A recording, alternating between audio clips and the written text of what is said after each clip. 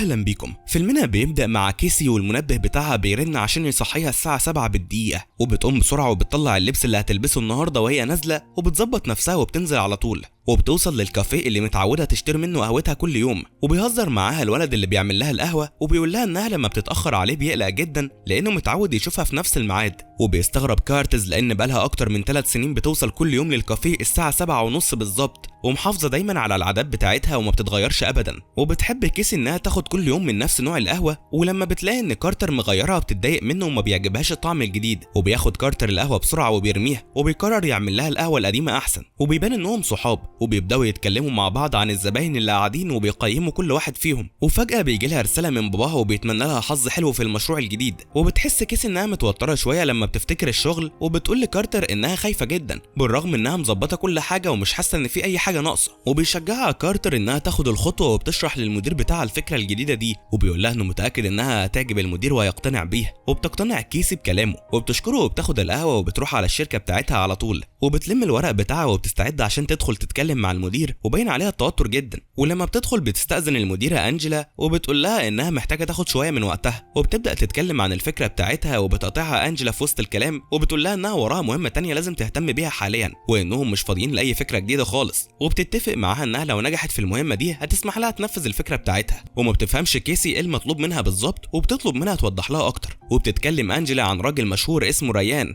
ومعروف جدا انه بيحب الستات وبيحب يتقرب منهم، وبتحكي لها انه هينزل كتاب قريب جدا وحابب انه يروج ليه، وعشان كده بتطلب من كيسي انها تتابع معاه لمده اسبوع كامل وتكتب عنه مقال وعن حياته في الشغل عامله ازاي. وفي المقابل هيديها ريان ليله هديه تقضيها في احسن فندق في لوس انجلوس. وكل ده ريان بيبقى واقف في جنبه وبيسمع كل كلامهم، وطبعا كيسي ما بتكونش عارفه وبترفض انها تتعامل معاه، وبتقول لانجيلا انها مش مناسبه لشغل زي ده خالص وما بتحبش تتعامل مع الرجاله اللي زيه خالص. وبتحاول انجيلا انها تقنعها، وبيظهر ريان قدامها وبيقدم نفسه ليها، وبتحس كيسي بالاحراج اول ما بتشوفه وبتتعامل معاه كويس، وبتخرج بسرعه وهي مكسوفه جدا من اللي قالته عليه لانها بتحس انه سمع كل ده. وبترجع على مكتبها وبتحاول تهدي نفسها بعد اللي حصل معاها، وبتشوفها مايسي صاحبتها وبتروح عشان تشوف مالها، وبتسالها هي كويسه ولا لا. وفي الوقت ده بتشوف ريان في الاستقبال، وبتحاول مايسي تعرف كان بيعمل ايه هنا وعاوز ايه بالظبط، وبتحكي لها كيسي انه جاي لانه عايزها تكتب مقال عنه. وبتتفاجئ مايسي جدا وما بتصدقش نفسها، وبتستغرب ان كيسي مش عارفه ريان وان دي اول مره تشوفه، وبتحكي لها انه مشهور جدا وعنده 8 مليون متابع. ولما بتلاقيها كيسي معجبه بيه قوي بتعرض عليها ان هي اللي تشتغل معاه وتطلعها بره الحوار ده خالص، وبتقول لها انها اصلا مالهاش في وسائل التواصل الاجتماعي وما بتحبش الجو ده كله. وبتفكرها مايسي انها لازم تستخدم التطبيق الجديد عشان ترتبط بواحد بعد ما سابت حبيبها من 6 شهور، وبترفض كيسي انها تعمل كده، وبتقول لها انها مش بضاعه عشان تسوق لنفسها وان الحاجات دي ما بتجيش كده خالص. وبتشجعها مايسي انها تقبل العرض ده وتجرب حاجه جديده لاول مره. وبترجع كيسي للبيت بعد يوم طويل وبتعمل بحث عن ريان على الانترنت عشان تتعرف عليه اكتر، وبتلاقي مقاطع فيديو ليه كتير جدا، وبتتفرج على كتير منهم عشان تفهم مين الشخص اللي هتتعامل معاه ده، وبتحلل شخصيته من اللي بتسمعه كله، وبتحس انه ولد لعبي ومش ملتزم خالص ولا ليه في الجد. وبعد وقت طويل جدا بتحس ان كل كلامه مستفز ومش مفيد، وبتقفل الموبايل وبتنام. وتاني يوم بتوصل للكافيه وبيديها كارتر القهوه وبيسالها عملت ايه في المشروع بتاعها، وبتحكي له كيسي كل اللي حصل معاها وعن ريان وحواراته، وبينصحها كارتر انها تقبل العرض ده لان ريان ولد مشهور جدا وليه معجبين كتير واكيد هتستفيد منه. وبيقول لها ان في بنات كتيره تتمنى تبقى في مكانها وتقضي معاه ولو نص ساعه مش اسبوع كامل. وبتوافق كيسي انها تعمل كده، وبتقرر انها تكتب مقال عنه بس عشان تفضحها حقيقته للناس وتبين انه ولد مش ملتزم خالص. وبيفكرها كارتر انهم لازم يتقابلوا بالليل زي ما اتفقوا، وبتوعده انها هتيجي. وبتوصل لبيت ريان وبتخبط على الباب، وبيفتح لها كريس اخو ريان، وبيتعرفوا هما الاتنين على بعض، وبيعرض كريس عليها انهم يشربوا حاجه مع بعض بس هي بترفض بكل ادب. وبتلاقي ريان واقف وبيتكلم في بث مباشر، وبتتكلم مع كريس عنه وعن طبيعه شغله، وبيحكي لها كريس عن الكتاب اللي ريان بيعمله، وبيقول لها انه هيكسر الدنيا لانه بيتكلم عن طبيعه العلاقات، وبيعرض عليها انه يبعت لها نسخه من الكتاب عشان تقراها، وبيقول لها انه يبقى المصور الخاص بتاع ريان وبيعمل كل حاجه معاه. وبتخرج كيسي مع ريان بعدها يقعدوا في الجنينه ويتكلموا في الشغل، وبينادي عليها باسم غير اسمها، وبتتضايق منه اكتر لانها بتحس بعدم الاهتمام، وبتصحح له اسمها وبتقول له انها هتبدا معاه المقابله وهتكتب كل حاجه عن حياته، وبتحاول تقنعه يتكلم اكتر عن حياته الشخصيه. وبيصمم ريان ان دي حاجه ملهاش اي لازمه وان المهم شغله ومش حياته الشخصيه، وبتحاول كيسي تخليه يغير رايه وبتقول له ان دي حاجه اساسيه عشان الناس تتعلق بيه اكتر. وبيشدوا مع بعض في الكلام، وبيرد ريان عليها بطريقه وحشه وبيقلل منها لانها ضايقته، وبتقرر انها تمشي وهي غضبانه جدا ومخنوقه من قله ذوقه. وبيلوموا كريس على اللي عمله معاها، وبيقولوا انه زودها قوي وكبر الموضوع على الفاضي، وبينصحوا يخرج وراها ويعتذر لها لانه محتاجها جدا عشان الكتاب بتاعه ينجح. وبيقتنع ريان بكلامه وبيجري بسرعه عشان يلحقها، وبيعتذر لها على كل اللي قاله وبيطلب منها تديه فرصه تانية، وبيعرض عليها انه يعمل لها ملف على موقع الارتباط اللي عامله عشان تجربه، وبيقول لها انها لو وافقت هيوافق هو كمان انه يتكلم عن حياته الشخصيه، وبترفض كيسي العرض بتاعه وبتشكره وبتقرر تمشي. ولما بترجع للبيت بتحكي لمايسي كل اللي حصل معاها، وفجاه الباب بيخبط وبتروح عشان تفتح، وبتتكعبل في الطريق وبتتضايق اكتر وبتفتح لكارتر عشان يدخل. ولما بيعرف منها اللي حصل بيشتم على ريان، وبيشوف انه ولد مغرور ومش كويس، وبيفكرها انهم جايين عشان يحرقوا كل التجهيزات اللي كانت عاملاها لفرحها اللي اتلغى. وبتحس كيسي انها مش حابه تعمل كده، وبتتحجج ان الدعوه بتاعه الفرح معموله من ماده شديده الاشتعال وممكن تبقى خطر على البيت كله. وبيلاحظ صاحبها انها لسه مش مستعده تتخلى عن الحاجات دي، وبنفهم ان النهارده يبقى نفس اليوم اللي كان المفروض يتعمل فيه الفرح بتاعها، وعشان كده كيسي متوتره ومخنوقه اكتر من الطبيعي لانها اكيد متاثره بالموضوع. وبتسيبهم وبتدخل عشان تجيب حاجه، وبتخبط تاني في نفس الصندوق، وبيقعدوا بعدها يتعشوا مع بعض. وبيستغرب كارتر هي ليه رفضت عرض ريان، وبيقول لها مايسي ان دي صفقه كويسه جدا وانها كانت هتستفيد، وبتوافق كيسي انها تقبل عرضه. وبعد ما بتخلص عشاء بتبعت رساله لكريس وبتطلب منه يبلغ اخوه انها موافقه على عرضه. وتاني يوم بتتقابل كيسي مع باباها روم في الحديقه، وبتساله صحته عامله ايه من ساعه ما طلع على المعاش وبقى قاعد في البيت، وبيقول لها انه مش مستريح خالص لانه مش متعود على الراحه، وانه بيفكر يرتبط باي حد عشان يشغل وقته. وبيقول لها ان الوحده مش حلوه ومش صحيه للانسان، وبينصحها ان هي كمان تعمل كده وتحاول تستمتع بحياتها. وبيجي لها مكالمه من انجيلا وهما بيتكلموا، وبتضطر ترد عليها، وبتسيب باباها عشان تتكلم براحتها. وبيروح رون يقعد مع مجموعه من الناس اللي في سنه، وبيقضوا وقت حلو مع بعض، وبياخد باله من ست جميله جدا وبتلفت نظره طول الوقت. وبيسالوا المدرب هو مين ودافع ثمن الرحله دي ولا لا، وبتيجي الست وبتنقذ الموقف وبتقول المدرب ان رون جاي معاها. وبتوصل كيسي للكافيه وبتاخد القهوه بتاعتها، وبتتكلم مع كارتر عن الزبون الغريب اللي قاعد قدامهم. وبيوصل ريان لانها مدياه ميعاد يتقابلوا في الكافيه ده ويتكلموا مع بعض،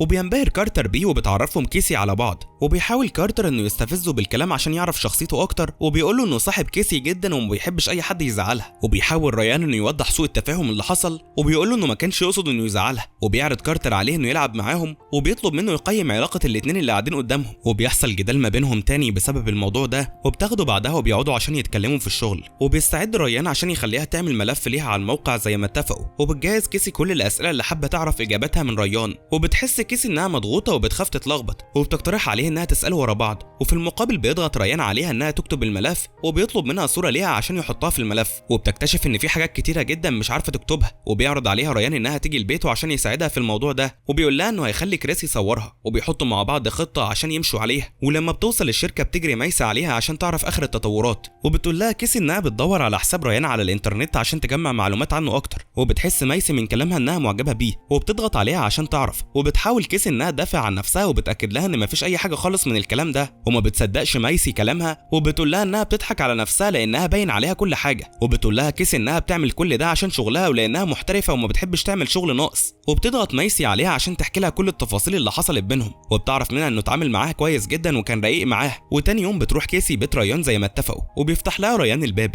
وبيجري كريس عليها وبيقول لها انه متحمس جدا لانه هيصورها، وبيشرح لها ريان ازاي تتصور بطريقه معينه عشان الصور تطلع حلوه. ولما بيبداوا التصوير بيطلب ريان من كريس انه يقف، وبيحب انه يظبط لكيسي شعرها عشان تطلع حلوه. وبتستغرب كيسي تصرفاته وطريقته اللطيفه جدا. وبيكمل كريس التصوير تاني وبياخد لها شويه صور حلوه قوي. ولما بيخلص اول جزء من التصوير بيخليها تستريح شويه، وبيشرح لها ريان الجلسه التانيه اللي المفروض تعمل فيها ايه عشان تطلع حلوه. وبيتجادلوا مع بعض تاني، وبيتدخل كريس بينهم وبيقول لهم ان عنده فكره حلوه وجديده. وبتحس كيسي انها مش مقتنعه قوي بس بتضطر انها توافق. وبيقول لها ريان انها لازم تحط صوره ليها مع حبيبها القديم عشان تثبت ان دي مش اول مره ترتبط فيها. وبترفض كيسي انها تعمل كده، وبتقول له انها مش حابه تفتكره اصلا. وبيتطوع ريان انه يتصور معاها ويعمل نفسه حبيبها السابق. وبيحس كريس وهو بيصورهم انهم لايقين على بعض جدا، وبيحسوا هما الاثنين بحاجه غريبه فجاه. واول ما بيخلصوا بيقعدوا مع بعض عشان يكتبوا شويه في المقال بتاعه. وبتساله كيسي عن الحب وايه العلاقات اللي مر بيها في حياته، وبيحس انها بتهينه بالكلام وبيتضايق منها، وبيطلب منها يوقفوا المقابله. وبيجي كريس عشان يوريهم الصور بعد ما خلصت، وبيلاقيهم متخانقين مع بعض. وبتتكسف كيسي وبتقرر تمشي، وبتروح بعدها تلعب بولينج مع باباها، وبياخدوا مايسي معاهم. وبيحسوا هما الاثنين ان روم مزاجه عالي قوي وفرحان بزياده، وبيشكوا ان في حاجه مخبيه عليهم، وبيحاولوا يضغطوا عليه عشان يفهموا ايه اللي بيحصل من وراه. وبيسالوه لو اتعرف على واحده جديده ومعجب بيها لان الموضوع باين عليه جدا. وبيحاول رون انه يخبي عليهم، وبيقول لهم انه مش حابب يحكي حاجه دلوقتي، وبيغير الموضوع. وبيطلب منهم يبداوا في اللعب، وبيضحكوا هما الاثنين عليه لان الكسوف بيبان عليه جدا. وفي نفس الوقت بيلعب ريان رياضه مع كريس في البيت، وبيتكلم كريس معاه عن كيسي وبيحاول يعرف رايه فيها. وبيقول له ريان انه بيحاول يتصرف معاها كويس طول الوقت، وفي المقابل هي بتضايقه في اقرب فرصه ليها. وبيقول له كريس انه مهما حصل ما كانش ينفع يطلع ويسيبها قاعده في بيته، وانه كسفها جدا. وبيشرح له ريان ان هي اللي غلطانه لانها بتضغط عليه جدا في الكلام طول الوقت. وبيضحك كريس على كلامه وبيقول له انه حاسس ان في حاجه هتحصل بينهم وانهم لايقين على بعض، وبيغير ريان الموضوع وبيكمل تمرينه. وبتقعد كيسي مع باباها وبتقول له انها فرحانه عشان هو مبسوط حتى لو مش حابب يتكلم عن ارتباطه، وبتنصحها مايسي ان هي كمان تعمل له زيها عشان تبقى مبسوطه. وبتتكلم عن ريان تاني وبتحاول كيسي تقنعهم انها مش حاسه ناحيته باي حاجه وان مايسي فاهمه الموضوع غلط خالص، وبتصمم ان شغله مش اكتر. وفجاه بتظهر صورته قدامها وبتقول لهم انها ناويه تعمل مقاله حلوه قوي وتستغل الفرصه دي عشان تنجح اكتر، ومفيش اي حد منهم بيصدقها وبيشكوا في نظرتها لريان،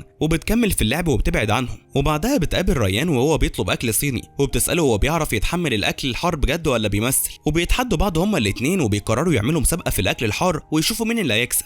وبيطلبوا نفس الاكل وبياكدوا على الراجل يخليه حراق جدا بنفس المقدار، وبياخدوا اكلهم وبيروحوا يقعدوا في مكان. وبيلاحظ ريان ان كيسي جاي لها عروض كتير قوي على موقع الارتباط، وبيحس ان الموضوع هيمشي معاها. وبتصمم كيسي انها اصلا مش مهتمه بالحوار ده خالص وانها عملته بس لانه طلب ده. وبيحاول ريان يقنعها تغير كلامها وبيقول لها ان دي فرصه كويسه يمكن تتعرف على حد شبهها. ولما بتجرب الاكل بتحس انه صعب جدا وبيضحك ريان عليها لانها كانت بتتحداه من شويه، وبيهزروا هما الاتنين مع بعض لان مفيش حد منهم قادر على الاكل ده اصلا، وبيقرروا يبوظوا التحدي. وبيتكلموا مع بعض شويه عن المقال وبتاخد منه شويه كلام عشان تكتبه. ولما بتقعد مع مايسي بتطلب منها تساعدها عشان تظبط نفسها وتنزل تخرج مع ريان، وبتقول لها انه اتفق معاها يدربها ازاي تتعرف على حد جديد. وبيروحوا بيتها وبتساعدها مايسي وكارتر عشان تنقي طقم حلو، وبيستقروا على فستان شيك جدا. وبتخرج بعدها عشان تتقابل مع ريان، واول ما بيشوفها بيقول لها ان شكلها حلو قوي النهارده، وبتشرح لهم صاحبه المكان عن حاجه اسمها المقابله السريعه والطريقه اللي هيمشوا عليها. وبيبدا كل واحد منهم يتعرف على ناس مختلفه في وقت قصير جدا لحد ما بيتقابلوا هما الاتنين مع بعض اخيرا، وبيقضوا مع بعض وقت حلو وبيخلوا القعده كلها هزار وضحك. ولما بينتهي وقتهم بتشوف كيسي الراجل اللي هتقعد معاه من بعيد وبتحس انها مش مستريحه له خالص، وبتطلب من ريان انه ياخدها ويمشي. وبيوديها ريان للمطعم بتاع باباه ومامته، وبتتضايق مامته منه جدا وبتقول له انه خاسس قوي وشكله مش بيهتم باكله، وبتجهز لهم سفره كبيره جدا وبتطلب منه ياكل كل اللي هي عاملاه. وبيتكلموا مع بعض كتير جدا وهم بياكلوا وبيقربوا من بعض اكتر، وبيحس انه في حاجه بتحصل بينهم. وبيسالها ريان عن اسمها ومين اللي سماها اصلا،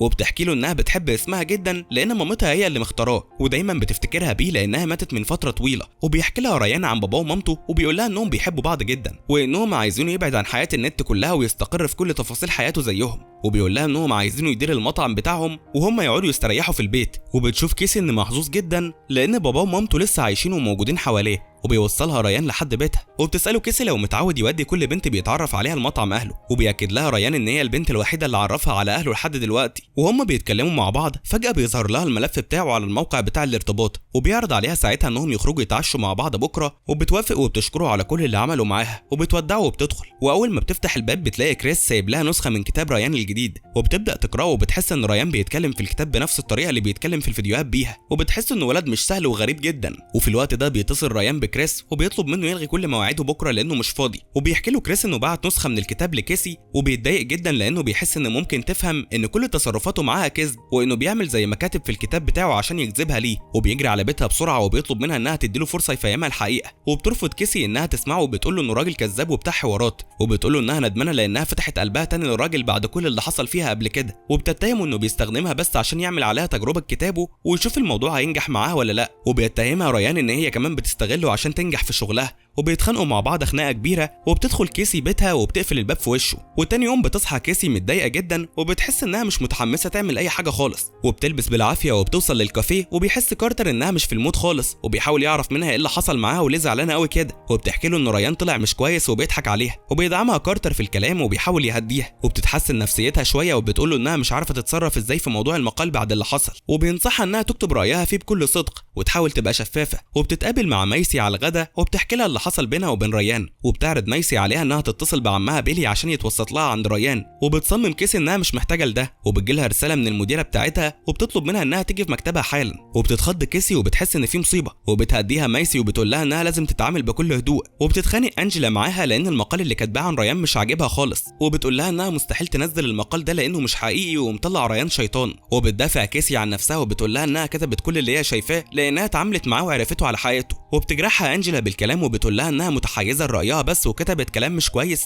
لانها بس متضايقه منه وانها بكده بتظلمه، وبتضغط انجيلا عليها عشان تصلح المقال وبتقول لها ان دي اخر فرصه ليها يا اما تعتبر نفسها مطروده، وبتوافق كيسي انها تغيره وبتوعدها انها تظبط كل حاجه وبتعتذر لها على كل اللي حصل. وفي الوقت ده بيقعد ريان يتكلم في بث مباشر ليه وبيساله واحد من المعجبين ازاي يعرف انه لقى الشخص المناسب ليه، وبيقول له ريان انه الشخص اللي بيحس معاه انه على طبيعته ومش متصنع خالص وساعتها هيعرف ان ده حب حياته، وبينصحه انه لما يلاقي حد بيحبه وبيحب حتى عيوبه لازم يتمسك بيه لان الحب الحقيقي صعب قوي ان اي حد يحصل عليه. وبيخلص البث المباشر وبيقعد ريان يستريح، وبتقعد كيسي في البيت وبتحاول تعدل المقال اللي عاملاه وبتنام على نفسها من كتر التعب، وبتفوق الصبح مخضوضه وبتلاقي نفسها متاخره جدا وبتفتكر انها متفقه تقابل باباها عشان يعرفها على حبيبته الجديده، وبيحس رون انها مش طبيعيه وان في حاجه مضايقاه وبيحاول يفهم منها في ايه، وبيستغرب ان شكلها ملخبط على الاخر. وبتيجي هيلين حبيبه باباه وبتسلم عليها وبتقول لها ان في كتابات على وشها، وبتقول لها انها نامت وهي بتكتب غصب عنها، ولما بتسيبهم لوحدهم بيضغط باباها عليها عشان تتكلم وبتحكي له عن كل حاجه وكل اللي حصل معاها هي وريان، وبتفضل تعيط لانه قلبها مكسور، وبيحاول باباها انه يهديها. وبنشوف اهل ريان قاعدين في المطعم بتاعهم وبيدخل ريان عليهم وبيحس انهم زعلانين منه وبيستغربوا لانه متغير وباين عليه الزعل، وبيحكي لهم كريس كل اللي بيحصل مع اخوه وبيقول لهم انه بيحب جديد، وبيشوف صوره مع كيسي على الترابيزه وبتقول له مامته انها لايقه عليه جدا، وبيعتذر لهم ريان على اهماله معاهم وانه مش بيقضي وقت طويل معاهم، وبيقول لهم انه بس مش حابب يمسك المطعم وبيحب شغله وبيطلب منهم يدعموه ويفضلوا جنبه، وبيتصالح هو واهله سوا وبيقضوا وقت جميل جدا مع بعض. وبعدها بتستعد كيسي عشان تروح تحضر الحفله اللي ريان حجزها في الفندق في لوس انجلوس، وبتخبط في الصندوق تاني وبترجع وبتقرر تفتحه، وبتطلع دعوه الفرح بتاعتها وبترميها في الزباله وبتخرج، وبتوصل المكان وبتقابل كل زمايلها في المكتب، وبتشوف ريان واقف مع اخوه بيضحكوا، وبيقرر يجي يسلم عليها هي واصحابها، وبتحذره مايسي انه يضايق كيسي باي كلمه وبتقول له انها مش لوحدها، وبيسيبوهم لوحدهم يتكلموا، وبيعتذر لها ريان على كل اللي عمله وبيقول لها انها فاهماه غلط، وبينادوا عليه فجاه عشان يطلع يقول الكلمه بتاعته، وبيضطر انه يسيبها ويقول قدام كل الناس انه مش هيعرض الكتاب بتاعه خلاص لانه غير كل طريقه تفكيره من ساعه ما حب بجد، وبيشجع كل الشباب انهم يرتبطوا وبيقول لهم ان الحب حلو قوي مع الشخص الصح، وبيطلب من كيسي انها تطلع على المسرح معاه وبيسالها سؤالين مهمين، وبيطلب منها انها تشرب معاه قهوه وبتوافق طبعا وبتستغرب كلامه، وبعدها بيطلب منها تديه فرصه تانية لانه بيحبها بجد، وبيحس من طريقتها انها هترفض وبيزعل جدا هو وكل الموجودين، وفجاه بترد عليه وبتقول له انها فعلا معجبه بيه وكانت فاهمه كل حاجه غلط، وبتوافق انها ترتبط بيه وبتطلب منه انه يخرج يتعشى معاها النهارده لوحدهم، وبيوافق ريان بكل فرحه وبيوعدها ما يزعلهاش تاني. ولحد هنا بيخلص فيلم النهارده. لو عجبك فيلم النهارده ما تنساش تعمل لايك وتشترك في القناه وتفعل زر الجرس عشان يوصلك كل جديد. اشوفكم الفيلم الجاي، سلام.